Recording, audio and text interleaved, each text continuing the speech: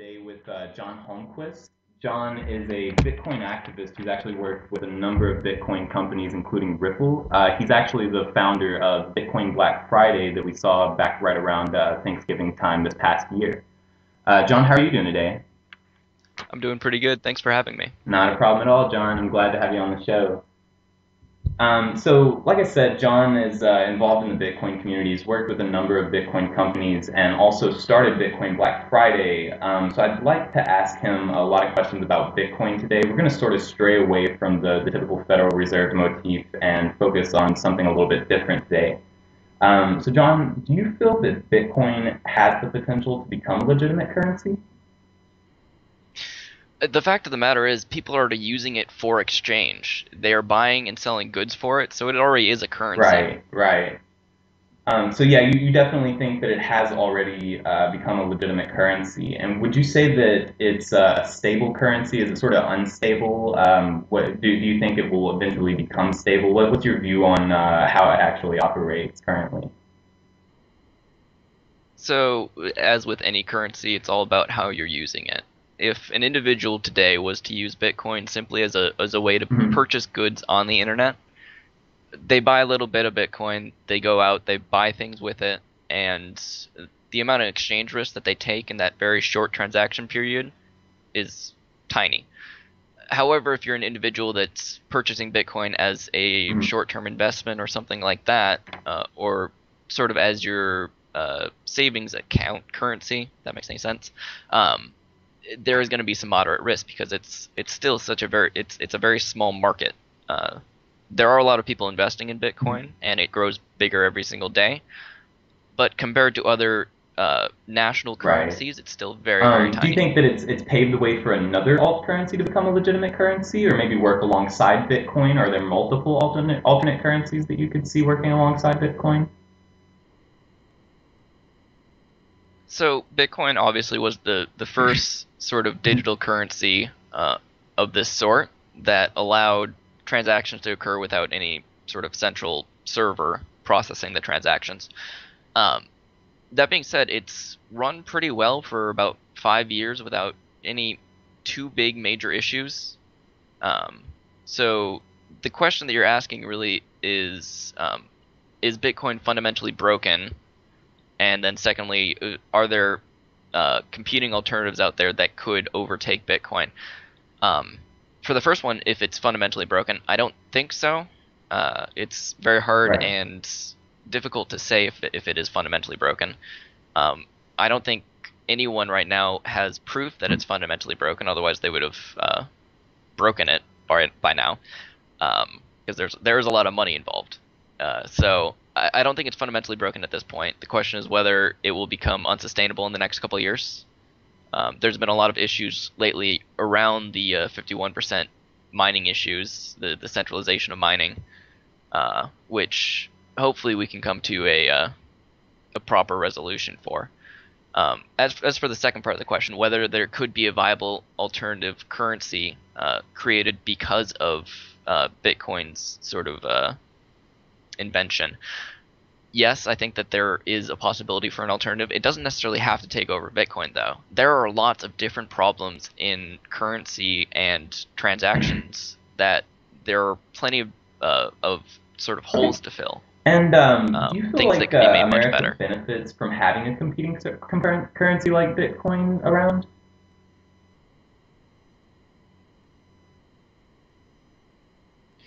I actually think everyone benefits, especially America as a government entity. So the American government could benefit greatly from something like Bitcoin. Any advance in technology benefits pretty much everyone. For Bitcoin, some of the biggest benefits that the government could see, if they were to adopt a Bitcoin-like currency, is number one, the basically the destruction of counterfeiting. So agents and other foreign governments that are basically enemies of the United States government fund a lot of their operations through the use of counterfeiting. So North Korea prints out a lot of supposedly prints out a lot of $100 U.S. bills. Um, in a system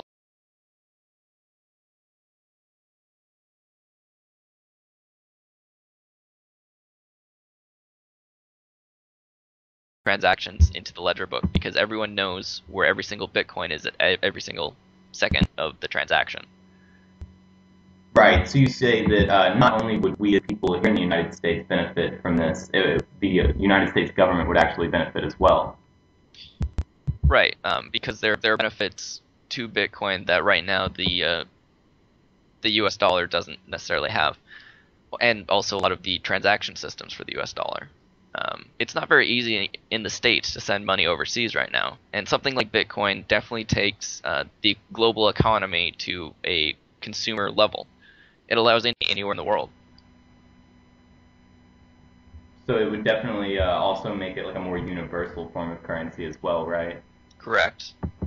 And with the invention of Bitcoin, there are also other systems that have come along, like Ripple, which allow you to sort of transact or exchange any currency against any other currency, making it much easier for money to flow all around the world. Wow. So Bitcoin, it wasn't even created by a government organization. Typically, currencies are something that a government creates for the use of its citizens. But this was supposedly created by a citizen, or maybe just a group of people itself. What do you think that implies about currency creation as a whole? I actually think that you're touching on a chord of a much bigger sort of movement happening.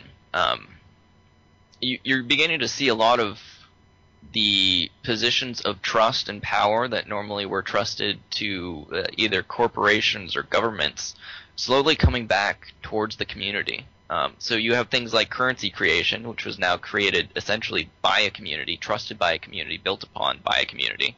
You also have things like Airbnb, which is essentially allowing regular people to trade money for just extra rooms in houses instead of having to go to a hotel. You also have other systems like Uber, which lets people just drive other people around.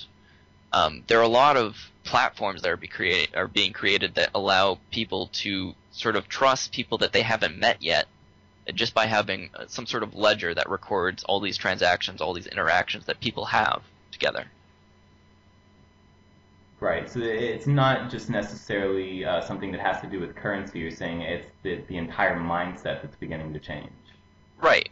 People are using technology to create these platforms that allow interaction on every level to be based on trust, even if they don't trust the person. Just because basically the platform trusts the person, everyone can do business with them, if that makes sense. Right, right. And do you feel like this is also something that's going to be beneficial? People trusting each other more rather than sort of defending themselves, defending what they have to do with their property, with their time, as far as giving people rides or letting people stay at their home. I think so, because really the basis of doing business, doing any sort of business, depends on trust. And all these different platforms popping out allow you to trust individuals at a much greater level and do business with them. Right, right. And do you think these citizen-created currencies like Bitcoin or like the other alt currencies that have come out after the creation of Bitcoin have the power to be usable on a federal level, like alongside the dollar, maybe in all businesses or even for governmental transactions? The way that the world's currently carved out, it pretty much seems like every single country has their own type of currency. With one currency, the US dollar, basically reigning supreme in the world of business. I think it's going to be interesting to see what happens. A lot of Bitcoiners really want Bitcoin to become the next sort of global currency. Sometimes out of greed, sometimes because they just think it's cool. I don't really know how I feel about that situation, but what Bitcoin has really allowed, and sort of the surprising part about it, is the creation of all these different alt currencies. Most of them scams, to be entirely honest with you. But just the creation over the 200, 300, 500, however many different currencies there are now, show just the level of scale that it could be brought up to. So the question is whether Bitcoin could be scaled to a federal level. I'm asking you whether currency could be scaled down to a community level using technology like Bitcoin that you could then use a decentralized exchange platform like Ripple or something else, or I think Mastercoin came out with one, and then basically trade your local community, but have it be accepted everywhere in the world. So, if I understand you correctly, you're saying that you think currency should be something that's maybe created locally and used locally, but exchangeable everywhere. Is that correct? I don't see why it couldn't be. Right now, there's a lot of sort of hassle with taking your local currency and exchanging it if you go on a trip. With a platform that would let you use whatever currency you want to use, there's really no reason to have everyone use a single currency, as long as everyone's able to get some sort of value that is agreed upon. Right. Well, there are some economic issues, though, of course, with liquidity and volume and things like that. But it's going to be interesting to see. I think something's going to happen. I don't quite know yet what will happen. And another really interesting thing about the Bitcoin system and the way it's set up is all of the transactions are actually made public for anyone to see, much like a local exchange trading system. Do you think that there's any benefits to this? And if so, what is the benefit? That's a very good question. So the reason that it's all public is actually a fundamental part of how Bitcoin works. And it's also a part that's made a very confusing sort of split in the community. A lot of users of Bitcoin are very libertarian, believe in privacy, and really enjoyed Bitcoin for sort of its anonymous nature, where you didn't have to sign up with a bank or anything like that to be enabled to use it.